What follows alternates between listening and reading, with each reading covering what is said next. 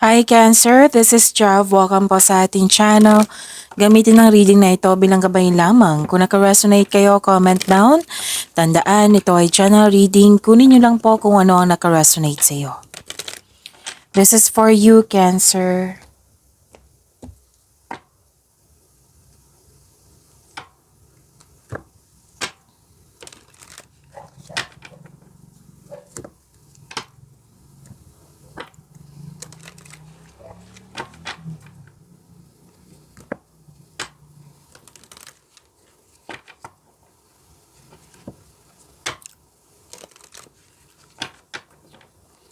Para po ito sa iyo, Cancer.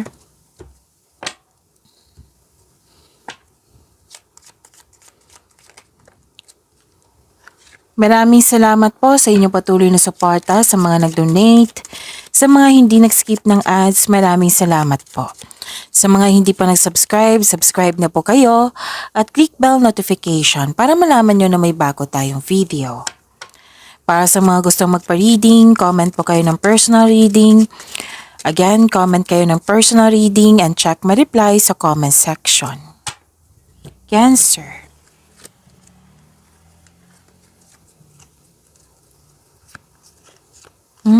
Okay. Okay, Cancer. Love is blooming. You're taking care of yourself. You love yourself more. Nakita ko rin dito na may romance, attraction, and affection. May nakita rin ako ditong companion. Yung sinamahan ka ng favorite person mo na pwedeng napatunayan niya sa'yo. Natuwa ka kasi napatunayan niya sa'yo na loyal siya sa'yo, supportive siya sa'yo. Pwede din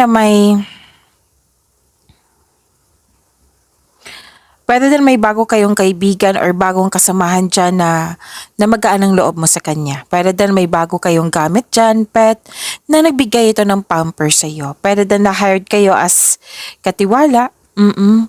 Nakikita ko rin dito na nagkaroon po ng nagkasundo kayo sa isang tao. Oo. Nagkasundo kayo sa isang tao na pwedeng deal ito, promises, commitment, agreement, pwedeng signing of contract din to. Oo. Pagkakasundo, nagkasundo kayong dalawa. Yan. Pwede din bagong pasok sa relasyon, pwedeng business partnership,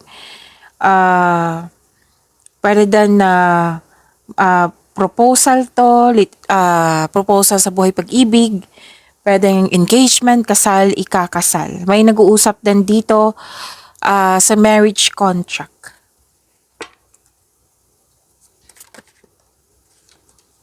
This is your energy, Cancer.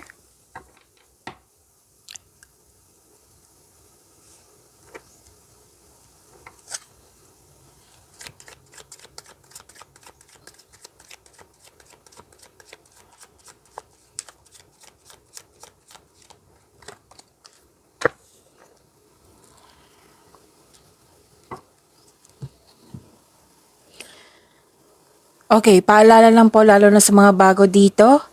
Kung may napansin kayo na repeating message, yan po yung pinupush ng course nyo po. Like for example, nanood kayo sa isang video reading nyo at dito rin.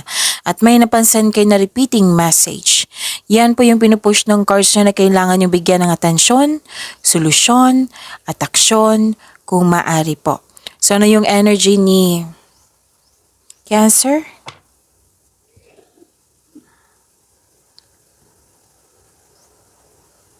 Awakening, may acceptance, pagtanggap.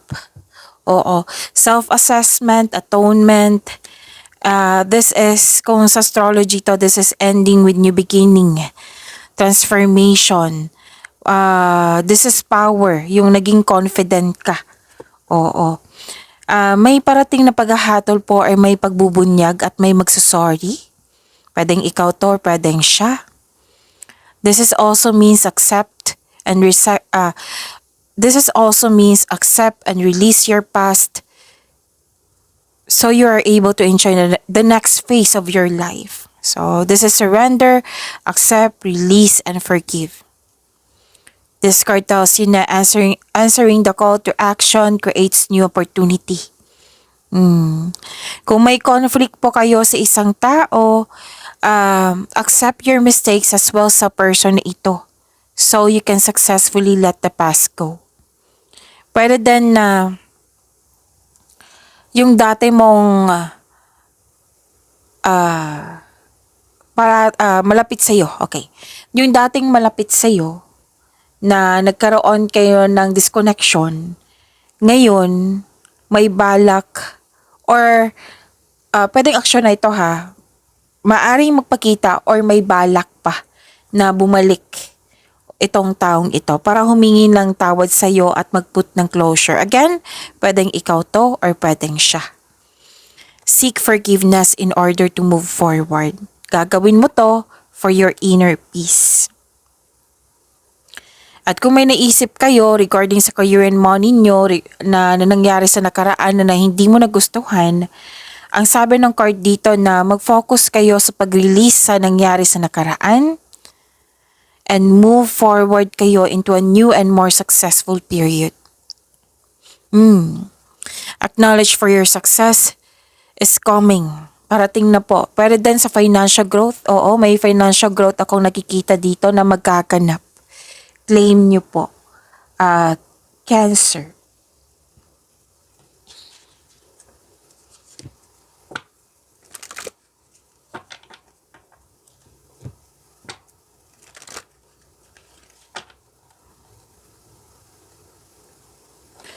May ganap na challenges or struggle, pero nakikita ko dito na buong tapang mo siyang harapin. Katapangan at kumpiyansa sa gitna ng anumang klaseng atake. May ganap na pinagtanggol mo yung kasamahan mo or kaibigan mo o miyembro ng pamilya laban sa iba. Nag-remind ang card nyo dito, Cancer, na kung ang pagtutok sa problema po, magdudulot po ito ng pagtigil. Why not bigyan nyo po ng solusyon kaysa tumigil kayo? Di ba may minsan kasi pag may nangyari na hindi natin nagustuhan, hihinto tayo. Oo, mas kahit hindi siya sinasadya, anong tawag dito? Pakiramdaman talaga yung disappointment, yung mga ganyan. Oo, pwede that feeling is valid naman. Lahat naman yan, any kind of emotion, valid naman po. Pero pag sobra na, it might be itong pagsabi ng card dito na masyadong tutok sa problema. Pwedeng long time na yan. Oo, like for example, nangyari siya Monday hanggang next month. Or hanggang next week. Nag 1 week na lang, same pa rin, huminto ka. Na walang solusyon na nangyari. So this card reminding you na na bigyan nyo ng solusyon. Why not bigyan nyo ng solusyon? Kung hindi pa kaya, then change the channel. Mag-focus kayo sa time for reflection, mindfulness skills. Kasi makatulong din yan sa iyo. Baka kailangan mo ng kausap. Baka kailangan mong isuko ito. Okay. May nakikita kasi akong conflict dito na sa isang tao na pwedeng nagkaroon ng peaceful solution pero nakikita ko kasi it might be nagkaroon ng conflict, nagsasalita ka, nagsasalita din siya. Paano kayo magkakaintindihan yan? So dapat magsasalita ka, makinig siya. Magsasalita siya, makinig ka. Yung bago magsimula ang inyong diskusyon, sabihan mo siya na magsasalita ka, makinig ako sa'yo, pero give me time na magsasalita ako. Makinig ka din para magkasundo tayo. Kung may conflict na, then gawa tayo ng adjustment para magkasundo tayo. Okay? Yan yung gusto niyang na mensahe. Okay? Ito yung mensahe ng card niyo. Na be willing to hear your for this person side also. Baka maintindihan mo yung side niya, makaintindihan ka din, oo. Magkakaintindihan nga, okay? Pero itong challenges na ito, mo-overcome niyo po. Sabi ng card. Basta put a clear intention. At saka any kind of negotiation po, ma any kind of negotiation, magkakaroon po siya ng successful agreement. Naalala niyo yung sabi ko niyo dito, ang nagsabi ko dito na, again, naalala niyo po yung sabi ko kanina dito na may nagkasundo? Andito rin. Magkakaroon po siya ng negotiation, any kind of negotiation. I think this is about also sa career and money nyo. Meron naman sa sa personal life, sa love life, kasi may conflict, di ba? Pero nag-uusap dito may negotiation dito na regarding sa raise ng allowance, sweldo, kontrata. Yes, magkakaroon po ng successful agreement. Okay? Challenges may arise pero temporary lang po ito, sabi ng iyong card. May nakita kong gumawa kayo ng strat plan. May nakita rin ako dito na nagdesisyon kayo at nanindigan.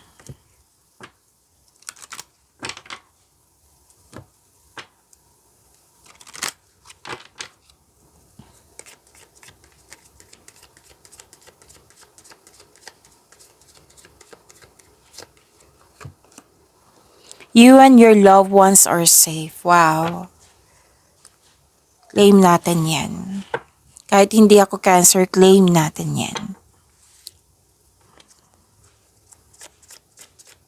Oh, by the way, this is Cancer, di ba? Oh, new moon in Cancer.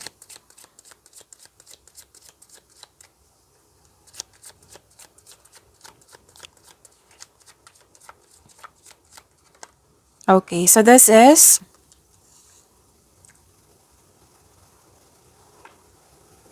okay. So this is career and money. Cancer.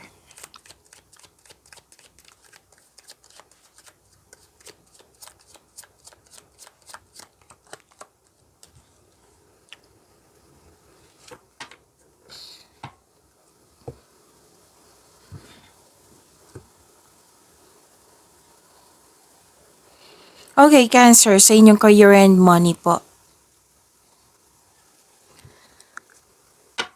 Andito pa rin sa career and money nyo na may conflict. Pwede din conflict yan sa isang sitwasyon, sa isang bagay, sa project. Kasi andito tayo sa career and money mo. Conflict sa money, sa trabaho, or yung sinabi kanina sa energy cards mo na sa isang tao. Kasi may nakita ko ditong argument challenge. Pero yung sinabi sa energy cards nyo, ma-overcome nyo po ito. Huwag kayong mag-alala. Ma-overcome nyo po iyan. Kasi may away ako nakikita dito Or may kasamahan kayo dyan na toxic. Ang sabi ng card dito, na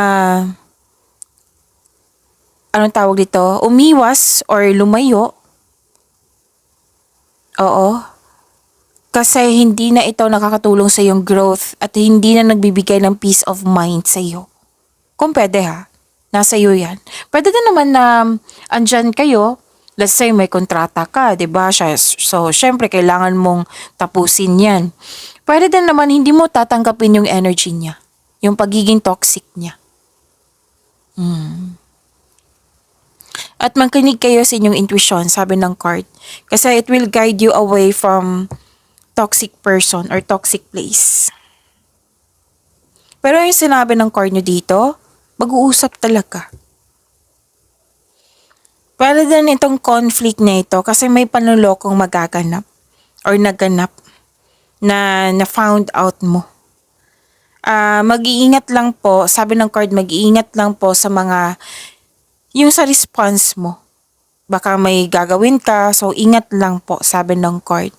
Ang sabi ng card, itong situation na ito, itong challenge na ito, may matutunan po daw kayo. May wisdom message kayong matutunan, makukuha sa ganitong sitwasyon. Oo. Dito mo rin makilala yung sarili mo kung paano ka mag-handle ng ganitong sitwasyon. At dito mo rin malalaman yung ma-realize mo na kung right time na ba mag-walk away, yung makapag-decide ka nga. Okay? Pero yung nakikita ko talaga dito, communication is the key. Address mo yung hurt feelings mo, improve communication also. Okay.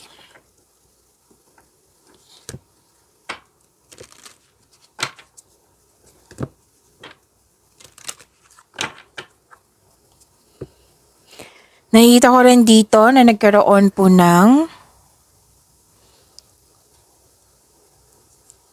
may natanggap kayo ng malaking blessings at naging generous kayo at the same time. This is good. You have abundant in life. Suporta sa inyong boss, mentor, or life coach, it will help move your career forward. Makinig din po kayo sa inyong intuition. At gumagawa ka ng wise choices dito. Oh. At may grupo ng tao na very supportive sa iyo. You have abundant in life, claim nyo po, Cancer.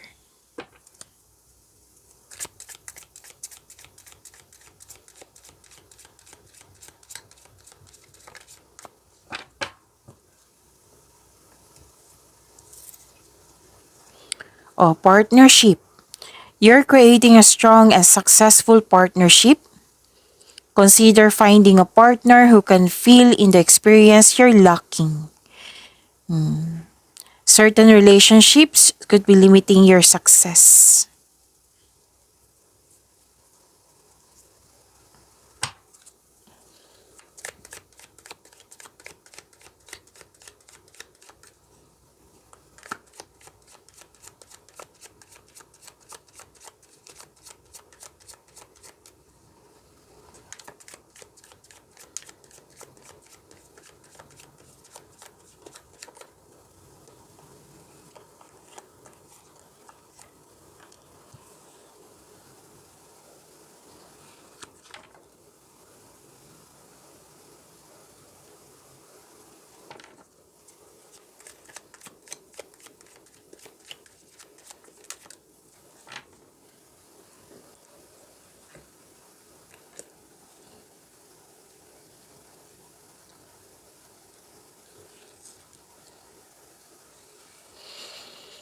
Okay.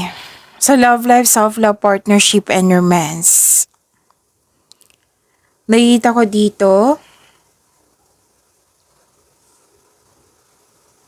good news is coming to your home or personal life.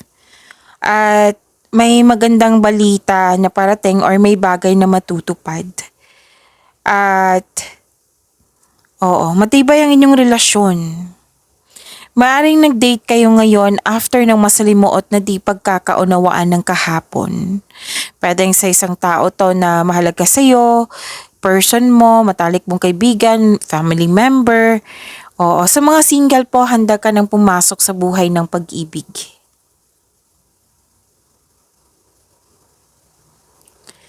Nakikita ko rin dito na okay. Mag-uusap nga kayo kasi may ano dito may natuklasan ka na pwede din isa sa inyo may lihim or nagsisinungaling. So ito na yung oras na mag-usap kayo. Dalawang card na mismo nagsabi niyan ha. Ito ang oras na mag-usap kayo na this card asks you na ngayon ang oras upang maging tapat at bukas at makipag-usap ng malinaw sa loob ng relasyon. Okay? Para sa mga single, maaring may tao na hindi tapat sa iyo pero patuloy ka pa rin sinusuyo. Alam mo to. Alam mo to. Kitang-kita ko dito, alam mo ito. At mag-ingat po daw kayo sa taong mapanlinlang. Huwag ibunyag lahat yung plano mo at maging mapagmasid. Kasi may nakita ko dito, may sinungaling, nag-backstab, may taong hindi nagbigay ng halaga, may mahilig magmanipula. Oo. Okay? May nakita ko ditong repeating message. Oo. 77. I think. Check ko. Okay, 77. Angel number 77 signifies spiritual awakening, intuition, and personal transformation. It suggests that you are on the right path, pinaalam sa inyo na nasa right path kayo, and encourages you to trust your inner wisdom and guidance from spiritual realm. Okay, this is spiritual awakening and enlightenment, intuition and guidance. So, it's a reminder to trust your intuition and inner wisdom. Okay? And this is personal transformation, may positive changes na mangyayari. Yung sasabi ko na dito, di ba, na may inner wisdom. This is connection with guardian angels. Seeing 7-7 can be a sign that your guardian angels are present and guiding you, offering you a support and encouragement. Okay? So, trust your intuition, reflect on your current situation. Embrace changes, seek deeper understanding, express gratitude.